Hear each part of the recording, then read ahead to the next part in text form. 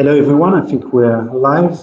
Welcome to Leonard, the VINCI's Innovation and Foresight platform. Among our activities, we have two startups program, Seed, to help new startups structure their business plan on Catalyst.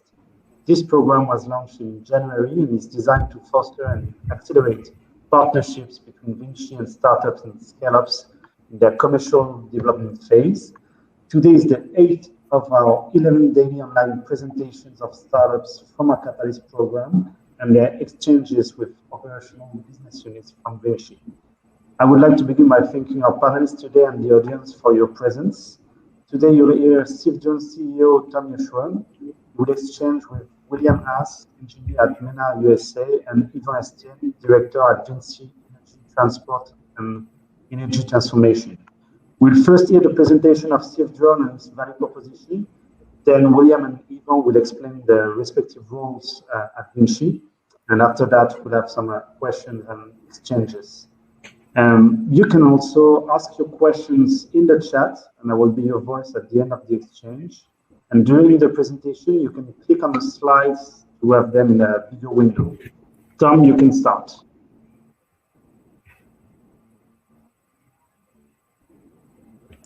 Thank you, Louise. Thank you for everybody for attending today's presentation. I will start off presenting myself and our company. So in a nutshell, we are developing unmanned systems for surveying purposes in construction sites.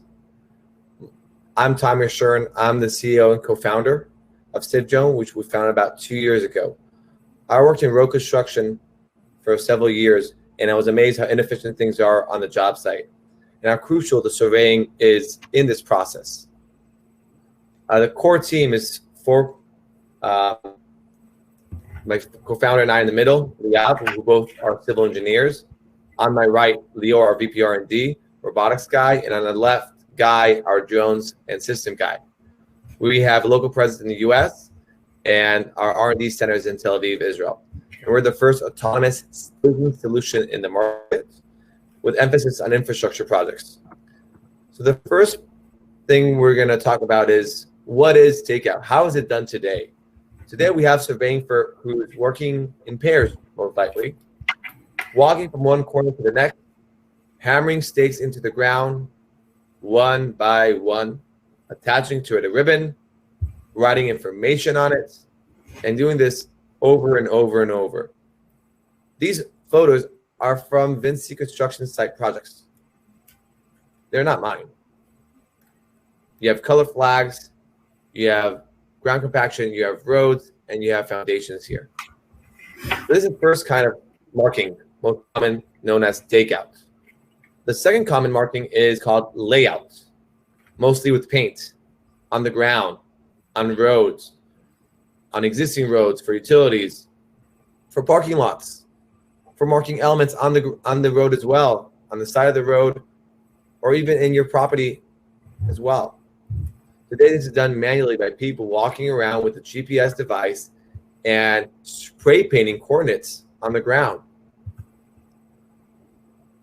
So we're looking to deploy Civdrone in various infrastructure projects, starting with pipeline, renewable energy, transportation, roads and rail, and ports and waterways. VINCI subsidiaries have all these projects, all these segments covered. And by using our technology, we can empower them to be more efficient on the job site. Here are some examples from projects that we've seen. In solar farms, they lay out every pile with a stake or a nail with a whisker. There are 250,000 piles laid out in this job site in less than 6 months.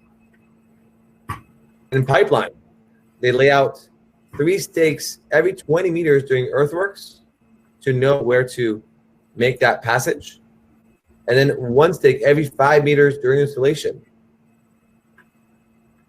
In roads, there's a lot of different subcontractors on the job site, and each one requires different markings for his operation. And last but not least, when the road is nice and paved, we have to paint it. We have to put the arrows, the straight lines, the cricket lines, according to the blueprints. And this is also done, as you can see, manually. In ports, there's a lot of soil that needs to be moved around. and ground improvements, as you can see here in these photos, that require marking. Every time they drop that rock to compact that soil, it was laid out before. So without further ado, we're going to watch a video now while I explain to you the process. So here you see on the left our software, the mission planner. We upload the file, the same file that surveyors do today with their handheld devices. We upload that same file to our software and press start. From this point on, everything's autonomous. The drone flies to the first coordinate. We set it up to do fly at 4 meters from the ground. It slows down in the last meter to ensure safe landing and high accuracy of landing. As long as we land within 10 centimeters from the desired coordinate, we can stake it. Thanks to our 3-axis system, the composite for the missed accuracy of landing, we're able to drill the stake in the ground with 1 to 2 centimeter accuracy. Using the same technology surveyors use on their handheld devices, but instead of guiding people where to walk and where to stop and where to put the stake in the ground, it guides the drone where to fly, where to land, and where to put the stake in the ground.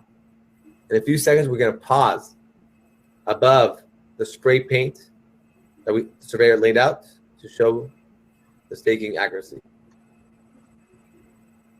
The second video here is showing how Civdrone can mark coordinates and have someone follow it and hammer stakes into the ground. This is very efficient in job sites where coordinates are super close to one another, such as solar or piles. We also have a newer system that can penetrate hard soils, even asphalt, by making a pre-drill hole and later penetrating that hole with a plastic stake. With this system, we can lay out up to between 5 to 6 points a minute with a drone, a point every 50 seconds.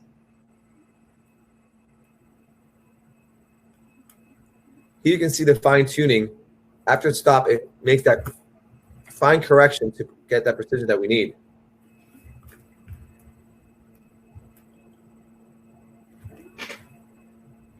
Awesome. Here's some photos from job site we've deployed Civdrone already. In solar farms, marking piles for buildings, marking access roads and roads, physically penetrating asphalt, as you can see in the photo on the top and in the bottom base layers as well. I'm looking forward to deploy Civdrone and many more projects of VINCI subsidiaries. But why choose Civdrone versus traditional surveying? It's very simple. It is way faster. Civdrone can do 500 points a day, while Civdrone can do 4,000 points a day. It is as reliable because we use the same RTK server grade machines surveyors use today on our drones and on our rovers. And it's super simple. Anyone can use it. Literally upload the file that we use today on the job site and pressing start. That's it. And because we use it with less manpower on the job site and way faster with higher outputs, it's anywhere between 30 to 70% cheaper, depending on how many markings a day you need. And our stakes are smart. We have two kinds of stakes. One, that have a chip with information, and one without. Without, it's color-based. But with information, you touch it with your phone, and the app pops up, giving you precise instructions what to do and where according to the blueprints. If you have to dig, you have to fill sand, install a pipe, what's the offset, at what depth, which diameter. All this information is clearly stated in the app. And with Civdrone, why lay out a point every 20 meters when I can just drive the whole thing? Visualizing makes things easier for the job site and for the different subcontractors there. So what now? We're looking forward to deploy Civdrone and do proof of concept with VINCI subsidiaries. We're in touch with the other subsidiaries who are here on the call today as well, and looking forward to work with them in more projects. This is the core team now in Israel. Thank you, and I'll take it back to you guys. Thank you, Tom. Yvan, thank you for joining. Can you shortly describe your role and activity at VINCI Energies? Hello, everybody, and thank you for the invitation. I belong to the Division International and System of VINCI Energies, and more precisely in the pole transmission and transformation of energy. I'm in charge of the engineering activities for the transmission line, which mean the design and the calculation for overhead line and underground line. I'm also in charge of the works on the same fields. Thank you, Yvan. William, thanks to you too. Same question. Can you describe your activity and role at Ménard? Yeah, my name is William Haasz. I'm the R&D manager director for Ménard Group USA, a subsidiary of Soletanche Fresnay, which is a subsidiary of VINCI. We do mainly ground improvement, so a lot of large scale projects like Amazon warehouses or large embankments, parking garages, etc.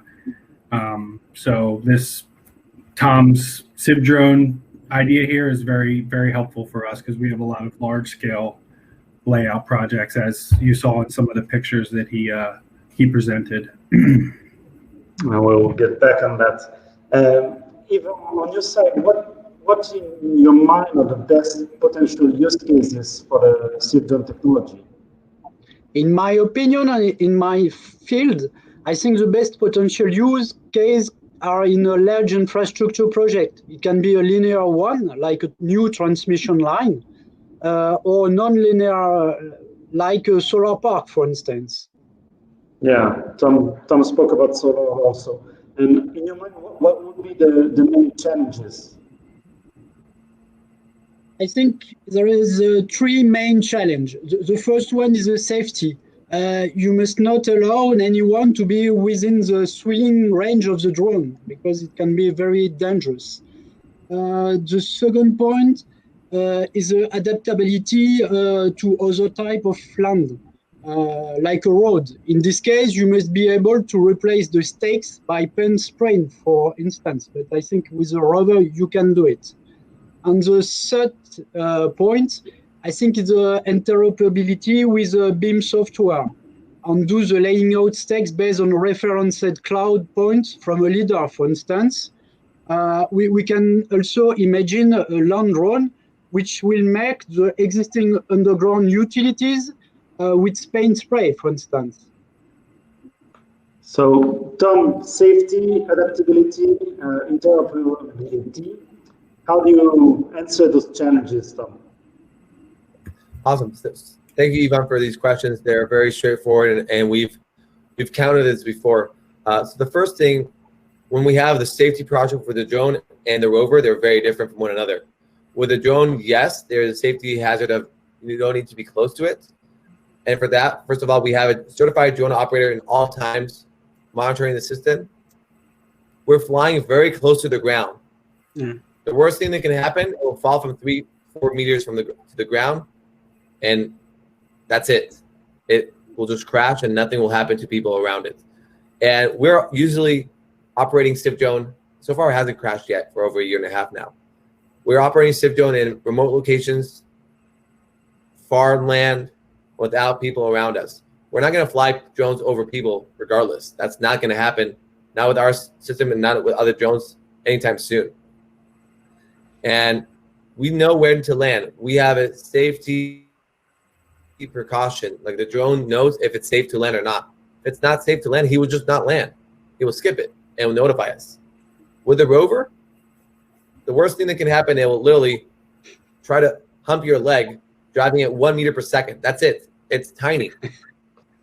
It's not a hazard whatsoever. And even so, we have a kill switch on the remote and on the device itself. You just press it down and it stops. So with the rover, there is no safety hazards whatsoever.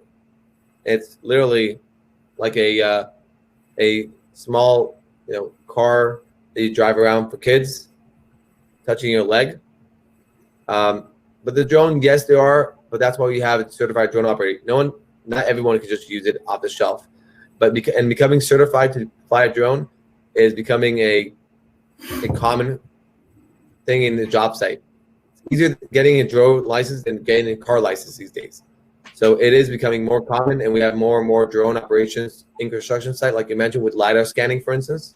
Anyone who can fly a LiDAR scanner can fly Civdrone. It's the same size of a drone. So in terms of that, if you have a drone operator for that, it can deploy Civdrone without a problem.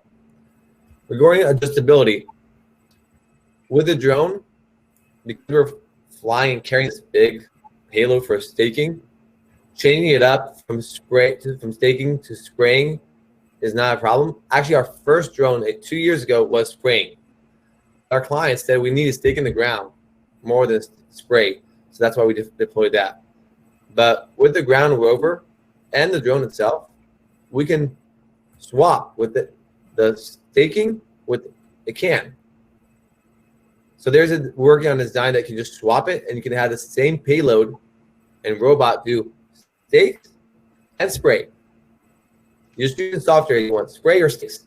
We might even have a spray and a stake on the same gantry. You don't even have to swap it out. So we do see the value of having both. In terms of weight balance, we're better to just swapping it.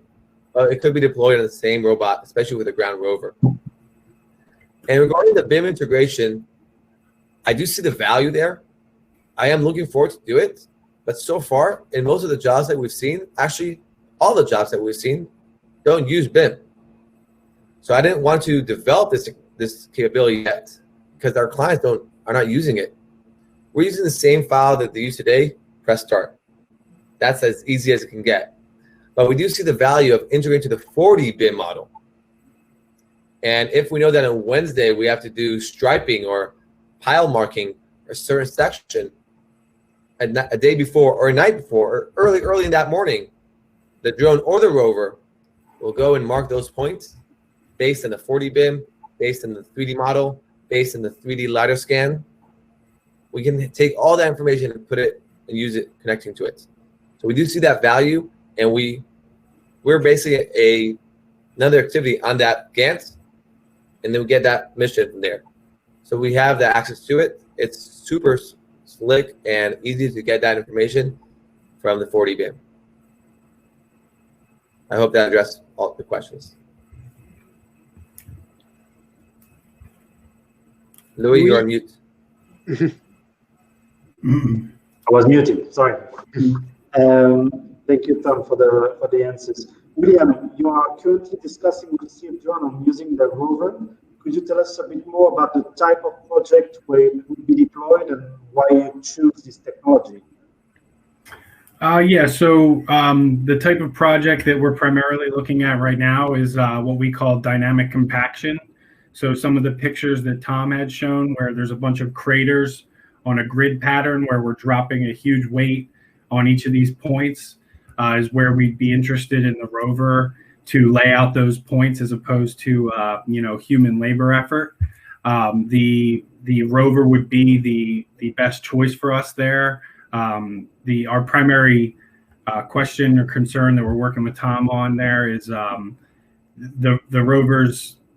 He's talking about a more rugged rover that has bigger wheels that we may not have to worry about the terrain. Tom had mentioned before that they do have a larger wheel size that's got the ability to cover a more not pretty site. It's not a parking lot or a street, but it would really help us a lot because a lot of the times we have one or two people on site that are just dedicated to laying out these points all day. So that's our primary goal. Tom, why would you use or suggest the rover instead of the drone for this job site? Yeah, so the drone is superior when the distance between coordinates is 20 meters or more. But in the job site that Ménard has, they're usually 5, 6, 7 meters apart. And that's where the rover just drives and sprays them. Hopping from one corner to the next is possible with the drone, but in terms of output-wise, we're laying out, just the other day, we laid out 500 points in an hour and a half. So on these job sites that we can definitely finish within 3 to 4 hours of work of 2 guys all day with a press of a button, 1 battery, and maybe swapping 1 spray can. It's that simple. Yeah, because the grid pattern that's where we step up. If you need a stake in the ground, and if points are close. Oh, Tom, I think we lost you for a second there. We'll try to reconnect. And I have questions for Tom. I'll try to see if we can reconnect. The other aspect, I guess, while we're waiting for him to come back, that I was most interested in, I think Yvan brought it up too, is the user functionality of the application or the software aspect of it, like the ability to select which points you want laid out and what the rover or the drone knows it's already laid out, I think is very important for us, especially for our site crews to easily be able to see, what they have to complete. So relating, what's done already and what needs to be done to the drone or the bot or the rover is, I think, very important, and something we had talked with Tom about a month or so ago, 2 months ago. Time's kind of flying these days. William, while we wait for Tom to come back, maybe you can answer this question I have for him. How long does it take for them to implement a project? When you say, okay, we go, time to go on the field. So we actually haven't had them on one of our sites yet, but from talking to Tom, it's just a matter of getting the coordinate file to them. And, we're kind of in the preliminary stages working with them. So they've been very forthcoming with saying that they'll have somebody on site day one and dedicated to figuring these things out. So I can't really say how long it will take, but I can imagine if you have all the information necessary, that it doesn't take too long to set up. Welcome back, Tom. Thank you. We're speaking about the deployment strategy and how long does it take to start a new project for you? Half an hour? If you have all the correct components, right? Just give us the CAD file, the CSV file, and that's it. That's all I need. I can take everything from there. What is the business model? You sell the drones or the rover, or you rent them with a pilot, or you do both? Yeah, so with the ground vehicle, it's simpler, in my opinion. And we can just rent them out or sell them to the client and train them how to use it. It takes a couple of hours and you're good to go. And with the drone, I would say it will be a bit longer training, like I would say 2 to 3 days, to be with the operator on the job site, showing him the process, making sure that he feels safe to fly this more than just one point at a time, and dealing with a bit more of, I would say, process, because with the drone you do have to switch the batteries and magazine every 45 minutes or so, while the rover you don't need to do that. Like literally every 2 hours you just switch the spray can and press continue. It's that simple. For example, if Yvan wanted to start something in France with the drone, like to build the stakes, produce the stakes and everything, how long would it take in your mind? So with the stakes, because we have different sizes and colors and dimensions, that's the only thing we need lead time for manufacturing stakes for your needs. That's the only barrier I would say in terms of time-wise to deploy us. At this stage, as we grow, we're going to have in-stock stakes, so we can just ship it out. But in general, to start a new project with the drone, I would say on a bigger scale, we need about 4 weeks for stake manufacturing, and that's enough. That's it. Everything else we have in stock, and we'll fly out to the job site for as long as they need us to train their team how to use it, and then they can continue deploying it. We're ready now. Today and yesterday, we trained a company out here in America how to use our systems, both of our systems, in just 2 days. We're done, and they're gonna keep on using it on their job site here for the next 3-4 months.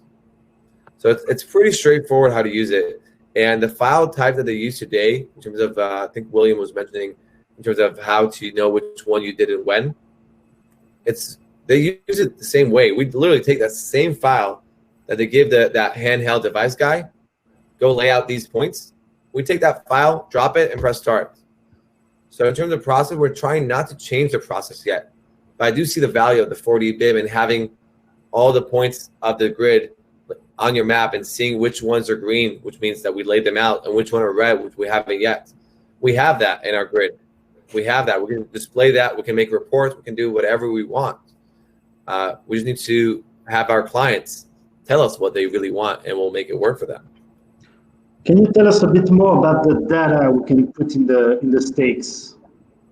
Yeah. So very simple. There's an Nfc chip right here. Sorry, this one. This one is black here. This one doesn't have it black. So on this chip, we write information. It can be text, and it can be a drawing. The drawing is in our app, so you have to install our app, or a text, you can just read it with any phone with an NFC reader. So we code it with very clear instructions, such as what needs to be done there. If there's an offset, if there's an underground utility, how deep, and we know this by having the BIM model. So we can provide all this information from the top of the stake. You touch it and it tells you you have to dig 50 centimeters from the top of the stake. You have to fill sand minus 10 centimeters from the top of the stake, because we know the elevation of the drone, we know the elevation of the ground, and we know the elevation of the top of the stake, which we just laid out. So everything is referenced to the top of the stake because that's how it's done today. Again, we're not trying to teach contractors and builders how to do things differently. We just want to provide them the information that they used to in a very clear manner. Instead of having numbers written on a stake or on the ribbon that you don't know, is that an 8 or is that a 9? That could be 10 centimeter difference. With an app, you don't have that problem. And furthermore, we also know who touched that stake and when through our app. We can even change the information on the stake based on the proceeding of the element. For instance, Yvan mentioned utility lines, right? So you first have to create that spacing. So you have to do a cut, then you can do a fill, and that stake will still be there. But now instead of saying cut, digging 1.2 meters with 1 meter offset, it will say fill minus 1 meter, 1 meter offset. So we can even change the data remotely without even being next to it, because we know that they finished the cutting, the digging, and now they're going to filling. So you can also use this as a quality assurance purposes. You can have your quality assurance come in, check what it says, measure with the tape, and tell you it's good. There's a lot of things here you can use with the data to improve the process, the outputs. Because if you know the digging is done at that point, the sand guy can come in a few minutes later. We can notify him because we know it's a linear job site, that one sub is coming after the next one.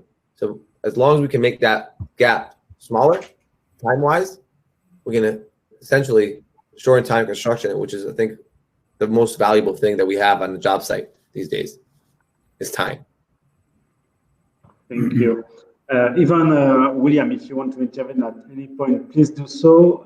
I have a question from Yogesh Patel in Eurovia UK.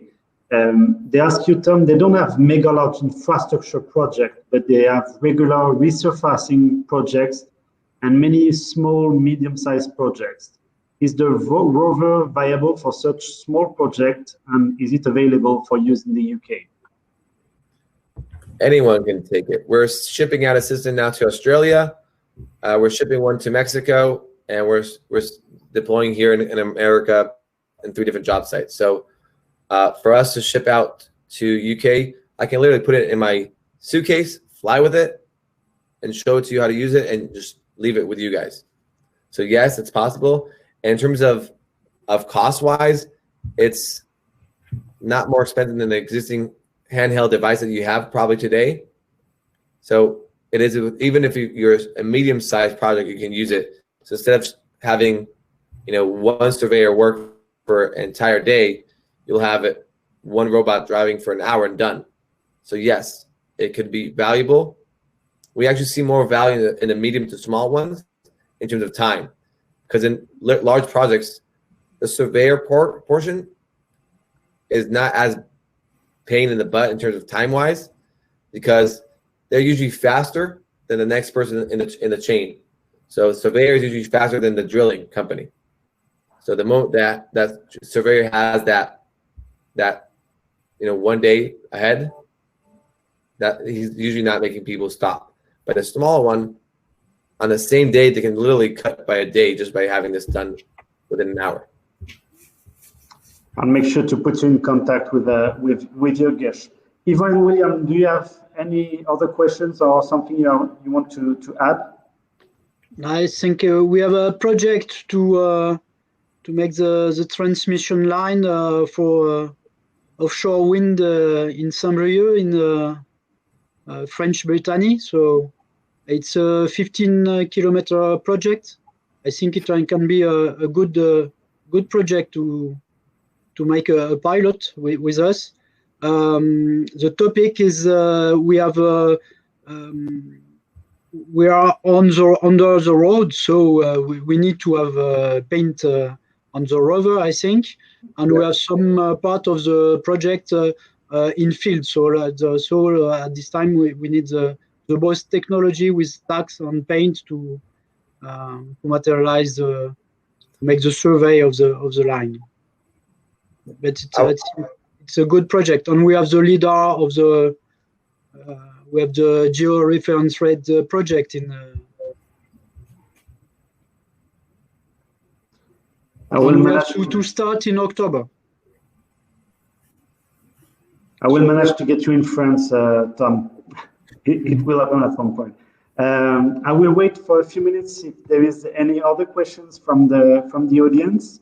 While we wait, if anyone wants more information or to get in touch with Civdrone and Tom, you can do so in the Expo section on the left of your screen for Civdrone and any other startups from the Catalyst program. I will ask the panelists today to put their email in the general chat. So if you want to contact them directly, please do so. And I will wait another minute to see. Louis, I would also add that we haven't spoken about this a lot, but a really good use case of the ground vehicle is for striping the whole line. So we see this actually, I think William actually mentioned this as well, in parking lots. Instead of having someone pre-mark where to put them on, where to do the stripe, we're talking with another client now who wants us, because we can pre-mark it, or we can actually do the entire stripe. Like we can literally just do the striping. So instead of going twice and doing pre-marking and then having someone else come and do the striping, we can make the bigger rover that we're developing regardless for bigger and more robust terrain. We can put anywhere between 20 to 50 liters of paint and just spray the whole thing, because we're doing it regardless. That's a development for now or in the coming month? That's a development for the next coming 2-3 months, having the striping with a gap with 10 liters or up to 50 liters. We do striping now with a spray can, but that's not good enough for in terms of it won't stay forever. That's not proper paint. They use spray can to show the painting subcontractor where to paint. So we're shifting also having that capability, just putting any paint you want, let's stripe it. Tom, another question from the audience. Can the NFC chip communicate with a plant or equipment nearby, let's say 10 meters away? The chip that we're using right now, it's called an Nfc chip. It is I call it the dumb chip because it's relatively cheap and it doesn't consume any energy. So this one can't. There is a Bluetooth enabled chip that has a small battery inside as well. That's enough for anywhere between 1 year to 5 years that can communicate up to even 40 meters. We could install these, but it will make it far more expensive. But if we do, we will have to, instead of putting it right here, we'll probably put it somewhere around here. So then we can take that portion off and reuse the smart stake portion. Because this, after this is in the ground, it's done. And regarding use case, Yogesh again is exactly thinking with the parking, but also with road for temporary and permanent road marking. So that would be possible, I guess. Yes, when it comes to roads, I don't know about temporary, but I know permanent road marking.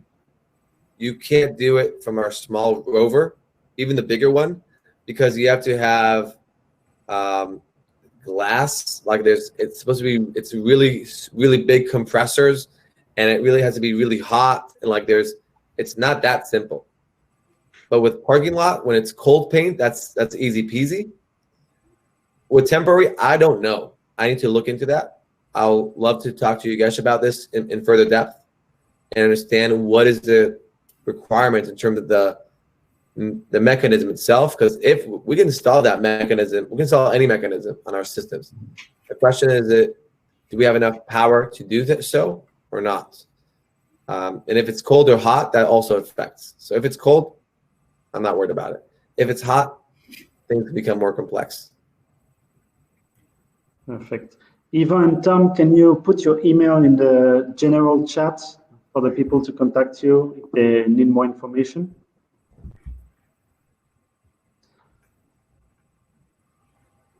Thank you, Tom. Well, I guess we have been pretty complete. There is no more questions from the audience. So thank you very much for joining, and thank you, Tom and William, for the early morning meeting. The next panel will take place tomorrow at the same time and will feature Spacemaker. Its mission is to help build better and more sustainable cities using generative design and AI. Thank you all. Have a good day or a good evening. Bye. Thank you very much. Thank you. See you soon, Tom. Ciao. Bye-bye. See you soon. Ciao.